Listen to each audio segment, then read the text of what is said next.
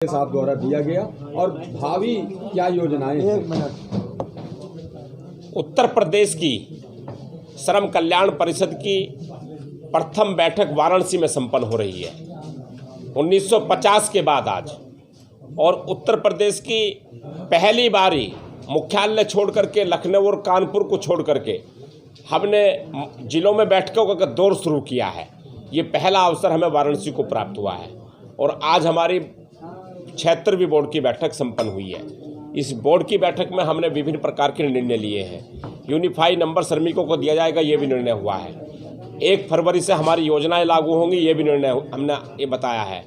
और उसमें कुछ चीज़ें ऐसी आई थी कि जहां पहले 20 श्रमिक काम करते थे, उन श्रमिकों को 20 श्रमिक काम करने वाले श्रमिकों को ही वहाँ उनको योजनाओं का लाभ मिलेगा।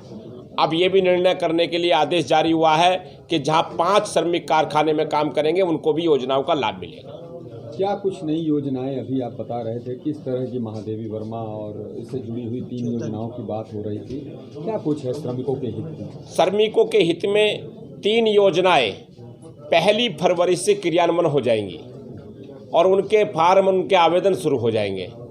उनका पहली योजना का नाम है चेतन चौहान खेल प्रोत्साहन कल्याण योजना। दूसरी योजना का नाम है महादेवी वर्मा पुस्तक क्रय वितरण योजना। और तीसरी योजना का विवेकानंद धार्मिक और पर्यटन यात्रा कल्याण योजना। इन 3 योजनाओं का क्रियान्वयन 1 फरवरी से लागू होगा। श्रमिकों की जो सैलरी है सर, बात की जाए, वो व्यवस्थित नहीं हो पाती, मनमाना रवैया चलता है, मालिक और शोषण होता है। उस पर हम ये शिकायतें उत्तर प्रदेश में जगह जगह से आ रही हैं कि जो सरकार के द्वारा निर्धारित मानदेय है, वो निर्धारित मानदेय जो है और सरकार ने तय किया है न्यूनतम, उसको लागू नहीं किया जा रहा है।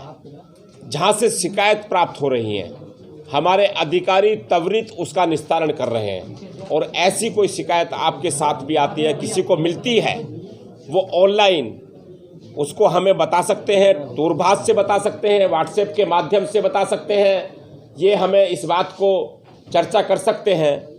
ये इस पर त्वरित कार्रवाई के आदेश निश्चित रूप से दिए गए हैं और हमारी सरकार इस पर सजग है और इस पर कार्रवाई करने के लिए दिशा निर्देश जारी है। एक मानक क्या है कि कितनी मजदूरी दी जाए कि उसका भरपेट वो परिवार भी चला ले? एक मानक तो सरकार का है, क्या मानक है? 8,000 रुपये न्यूनतम वेतन है। अगर कहीं श्रमिक काम करता है, किसी कारखाने में काम करता है, किसी जगह काम करता है, तो 8,011 रुपये उसका न्यूनतम मासिक वेतन है।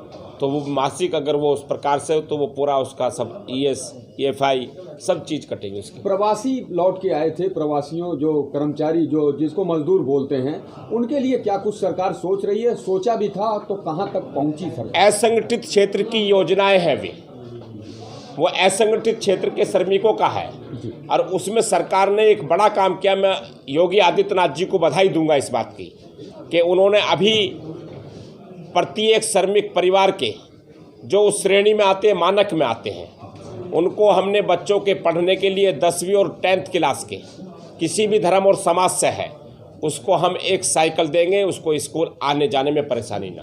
सर 25 फरवरी को किस तरह का आयोजन होने की बात हो रही है बनारस में? 25 फरवरी को सांस्कृतिक कार्यक्रम के माध्यम से श्रम कल्याण परिषद और श्रमिकों के हित में उत्तर प्रदेश सरकार की जो योजनाएं चलाई जा रही हैं, उनका जन जागरण और प्रसारण करने के लिए और उनको प्रचार प्रसार के लिए ये कार्यक्रम आयोजित हो। किसको बुलाया जा रहा है? उसमें हम कोशिश करेंगे कि माननीय प्रधानमंत्री को बुलाएं। सर, बात की जाए, वैश्विक महामारी ने कितना मजदूरों को प्रभावित किया और सरकार कितना उनको ऊपर उठाना चाह रही है उस वैश्विक महामारी से? वैश्विक महामारी में सबसे ज़्यादा अगर कमर टूटी है तो वो श्रमिकों की टूटी है।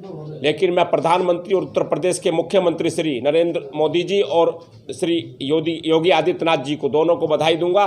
उन्होंने उन श्रमिकों को उभारने का लगातार काम जारी किया है। मंत्री जी, एक सवाल ये है, बनारस में आप बैठक कर रहे हैं पहली बार और बनारस सराउंडिंग में अगर देखें तकरीबन 20 से 30 हज़ार पर डे मजदूर एक मंडी लगती है उनकी बाकायदे, और उसमें से मुश्किल से 2-4% मजदूरों को मजदूरी मिलती है, बाकी मजदूर खाली हाथ लौट जाते हैं। तो क्या उनके लिए कोई विभाग आपकी तरफ से कोई कवायद शुरू कर रहा है या फिर कुछ उस पर विचार कर रहा है?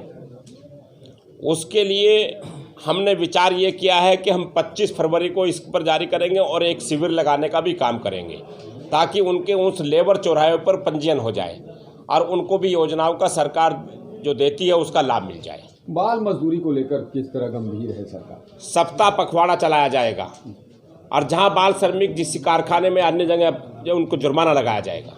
हमेशा जुर्माने लगते हैं, फिर उसी कंपनी में या उसी फैक्ट्री में कठोर कार्रवाई होगी, जाते हैं। कठोर कार्रवाई होगी इस पर। तो क्या इसमें राजगीर और राजगीर मिस्त्री और मजदूरी आ सकती है इस कैटेगरी में? वो उसी के लिए साइकिल की जो योजनाएं बताई है हमने, और उसके लिए जो छत की योजना है उसी के लिए है वे सनी और भवन निर्माण जो हमारा बोर्ड है BOC बोर्ड, उस पर आता है। मंत्री जी, किसान श्रमिक है और ये 20,500 नहीं है। अभी हम इनकी जो गणना शुरू कराएंगे तो ये निश्चित रूप से 30 से 40 हजार कारखाने उत्तर प्रदेश में निकलेंगे जिनके पंजीयन नहीं है। अभी हम उनको एक अवसर और देंगे कि आप सभी कारखानों के मालिकों को हम ये बात अनुरोध पूर्वक कहेंगे कि वो अपने एविनम जो कारखाने पंजीयन नहीं है वो अपने कारखाने ऑनलाइन पंजीयन करा लें। और आदरणीय राघवेंद्र जी, हमारे सभी मान्य सदस्य आपके उसमें बैठे हुए हैं, पीछे सभी लोग हमारे अनूप पांडे जी, आदरणीय शरण मिश्रा जी और राकेश त्रिपाठी जी, सब लोग आए हुए हैं। के लिए जो 5 कल्याणकारी योजनाएं पूर्व से प्रचलित थी और वे 5 योजनाएं प्रचलित होने के साथ साथ अभी यानी कि आज उस पर एक टाइम शुल्क है, मात्र केवल पूरा आजीवन एक बार हो जाएगा। तो ये भी हमने निर्णय लिया है। उसके साथ में उत्तर प्रदेश में 6.5 लाख वाणिज्यकर दुकानें, मॉल, अधिष्ठान, प्रतिष्ठान दुकानें जो है, इनकी भी गणना के अनुसार ये भी बढ़कर के